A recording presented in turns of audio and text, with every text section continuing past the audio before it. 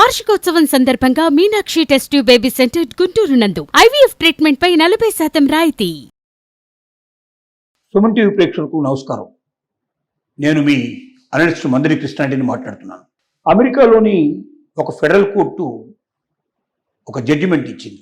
ఆ జడ్జిమెంట్ ప్రకారంగా green card ప్రాసెసింగ్ని ఆపడానికి వీల్లేదు, అలాగే వర్క్ పర్మిట్ను కూడా ఆపడానికి వీల్లేదు.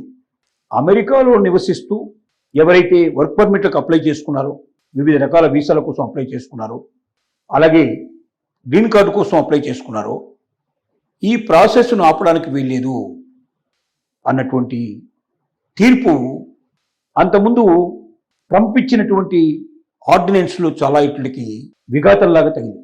ఒక 25 మంది వలసదారులు, దాంట్లో భారతదేశం నుంచి ఉన్న వాళ్ళు ఎవరు లేరు, మెక్సికో, ఆఫ్రికా కంట్రీస్, మిగతా కంట్రీస్ నుంచి వచ్చారు చాలామంది ఉన్నారు. వాళ్ళంతా 25 మంది చేరి అక్కడ ఫెడరల్ కోర్టు లోపల వాళ్ళు కేసు వేశారు. అమెరికన్ ప్రెసిడెంట్ ఇచ్చినటువంటి ఆర్డినెన్స్ల వల్ల మా గ్రీన్ కార్డు ప్రాసెసింగ్ ఆగిపోయింది. ఎన్నో ఏళ్లుగా మేము ఎదురు చూస్తున్నాం. మేము ప్రాసెస్ ప్రకారమే అప్లై చేసుకున్నాం, నిబంధనల ప్రకారం అప్లై చేసుకున్నాం. కానీ ప్రాసెస్ ఆగిపోవడం వల్ల మాకు నష్టం జరుగుతోంది, మా ఆశలు అడియాసలు అయిపోయే పరిస్థితి ఏర్పడింది అనేది కొంతమంది అయితే, అలాగే కొంతమంది దాంట్లో మాకు వర్క్ పర్మిట్ ఆగిపోవడం వల్ల మేము అమెరికాలో మా ఉనికి కష్టమయ్యే పరిస్థితి ఏర్పడుతుంది, వర్క్ పర్మిట్లు మనకు రివైజ్ కావాలి, లేకపోతే మేము అమెరికాలో ఉండటమే కష్టమయ్యే పరిస్థితి, మా ఉనికి ఎగ్జిస్టెన్స్ ప్రమాదంలో పడిందని చెప్పి వాళ్ళు కోర్టుకు వెళ్ళారు. అంతకుముందే ఒక ఫెడరల్ కోర్టు దీనికి అనుగుణంగా ఆల్రెడీ తీర్పు ఇచ్చి ఉంది. అయినటికీ ట్రంప్ యొక్క భయం చేత, ట్రంప్ ఆల్రెడీ ఆర్డినెన్స్ పాస్ చేసి ఉండటం వల్ల, ఫెడరల్ కోర్టు ఇచ్చినప్పటికీ దాని మీద సుప్రీంకోర్టుకు వెళ్ళేటువంటి ఆలోచనలు ఉండటం వల్ల ఏమాత్రం మార్పు లేకుండా అటు గ్రీన్ కార్డు ప్రాసెసింగ్ని వాళ్ళు మొదలు పెట్టలేదు, ఇటు వర్క్ పర్మిట్ల యొక్క విధానం విషయాన్ని కూడా ఏమాత్రం పట్టించుకోకుండా పక్కన పడేశారు. దీనివల్ల వేలాది మంది నష్టపోయే పరిస్థితి ఏర్పడింది. ఈ వేలాది మంది నష్టపోయిన ఈ తరుణంలో ఫెడరల్ కోర్టు ఇచ్చినటువంటి జడ్జిమెంటు చాలా ఉపయుక్తమైంది. వేలాది మంది జీవితాల్లో ఒక ఆనందాన్ని, ఒక సంతోషాన్ని తీసుకొచ్చాయి. దీని అర్థం గ్రీన్ కార్డుకి అప్లై చేసుకున్న వాళ్ళందరికీ గ్రీన్ కార్డు వచ్చేసిందని కానీ, వర్క్ పర్మిట్ కోసం అప్లై చేసిన వాళ్ళందరికీ వర్క్ పర్మిట్ వస్తుందని చెప్పడానికి కష్టంతో ఉంటుంది. ఎందుకంటే అవన్నీ నిబంధనల ప్రకారం జరుగుతాయి. కానీ ఆగిపోయిన ప్రాసెస్ని తిరిగి మొదలు పెట్టడానికి చాలా స్ట్రిక్ట్గా జడ్జి చెప్పింది ఏమిటంటే, వీళ్ళు ఇతర దేశాల్లో ఉన్నవాళ్ళు కాదు, ఇతర దేశాల నుంచి మన దేశంలోకి వచ్చిన వాళ్ళు, నిబంధనల ప్రకారం ఈ దేశంలోకి వచ్చిన వాళ్ళు, నిబంధనల ప్రకారం గ్రీన్ కార్డు కోసం అప్లై చేసిన వాళ్ళు వీళ్ళలో కొందరు ఉంటే, నిబంధనల ప్రకారం వర్క్ పర్మిట్ కోసం అప్లై చేసిన వాళ్ళు వీళ్ళలో కొందరు ఉన్నారు. వీళ్ళని మనం ఆపేయడం అంటే వీళ్ళ జీవితాన్ని ప్రమాదంలో పడేసినట్టే లెక్క అవుతుంది. ఇది కరెక్ట్ కాదు. గతంలో ఉన్నటువంటి నిబంధనల ప్రకారమే ఎవరైతే నిబంధనలకు అనుగుణంగా గ్రీన్ కార్డుకు అప్లై చేశారో, ఎవరైతే వర్క్ పర్మిట్ కోసం అప్లై చేశారో వాళ్ళందరూ ఖచ్చితంగా ప్రాసెసింగ్ని కంప్లీట్ చేసి వాళ్ళకి రిజల్ట్ ఇవ్వాల్సిన అవసరం ఉందని మాత్రం తేల్చి చెప్పడం జరిగింది. దీనివల్ల ప్రాసెసింగ్ స్టార్ట్ అవ్వడానికి ఇక వెనక్కి వెళ్ళే అవకాశం లేదు. ఎందుకంటే ఏదైనా సుప్రీంకోర్టులో అప్లై చేసుకొని సుప్రీంకోర్టుకు దాన్ని స్టే ఆర్డర్స్ ఇస్తే తప్ప ఇక ఈ నిబంధనలు ఆపడానికి అవకాశం లేదు. దీనివల్ల వేలాది మంది జీవితాల్లో ఒక ఆనందకరమైన ఆలోచన. అంటే కనీసం ప్రాసెసింగ్ స్టార్ట్ అయితే ఇందులో కొంతమందికైనా గ్రీన్ కార్డు దొరికే అవకాశం, కొంతమందికైనా వర్క్ పర్మిట్ దొరికే అవకాశం, తద్వారా అమెరికాలో తను ఉండేటువంటి ఆశల్ని చిగురింపజేసుకోవడానికి అవకాశం ఏర్పడుతుంది.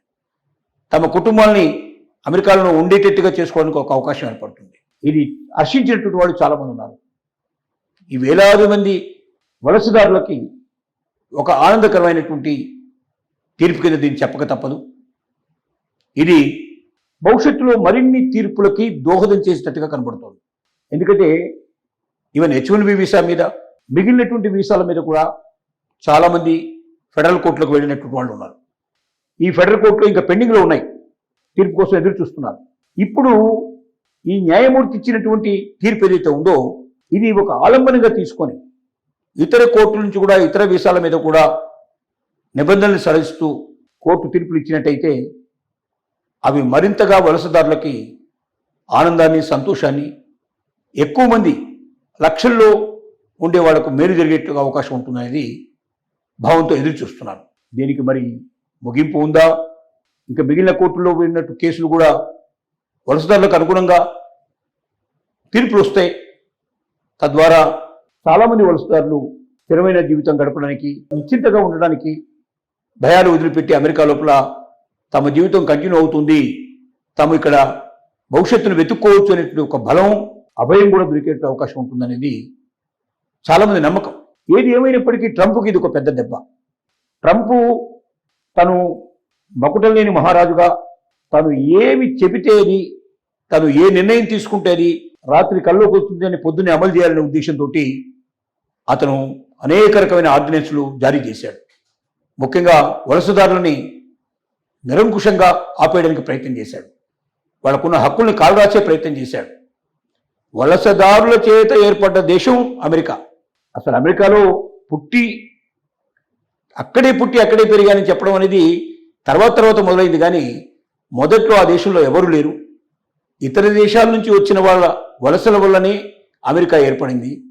వలసల వల్ల ఏర్పడేటువంటి అమెరికా, వలసదారుల వల్ల ఎదిగిన అమెరికా, వలసదారుల వల్ల ఆర్థికంగా బలపడ్డ అమెరికా, ప్రపంచంలోనే నెంబర్ 1 కంట్రీగా ఎదిగిన అమెరికా ఇవాళ ఆ వలసదారుల్ని దూరం పెట్టే ప్రయత్నం చేస్తుంది. వలసదారుని గెట్అవుట్ అంటుంది. వలసదారులను ఆ దేశంలోకి రానివ్వకుండా చేయాలనుకుంటుంది. ఉన్న వలసదారులను బయటకు పంపించాలనుకుంటుంది. ఇంతకన్నా పిట్టిబుల్ మరొకటి లేదు. ఈ రకమైన పరిస్థితుల్లో అమెరికా 1కి 10 సార్లు ఆలోచించాలి. తమ జీవితాలు ఇంత గొప్పగా ఉండడానికి వలసదారులే కారణం. వారి కృషి, వారి సమర్పణ, వారు డెడికేషన్ ఏదైతే ఉందో, వలసదారులు చేసినటువంటి అనేక త్యాగాల ఫలితంగానే ఇవాళ అమెరికా నెంబర్ 1 ప్లేస్లో ఉందనే విషయాన్ని అమెరికన్ ప్రెసిడెంట్ కానీ అమెరికన్ ప్రజలు కానీ మర్చిపోకూడదని చెప్పాల్సిన పరిస్థితి ఏర్పడింది.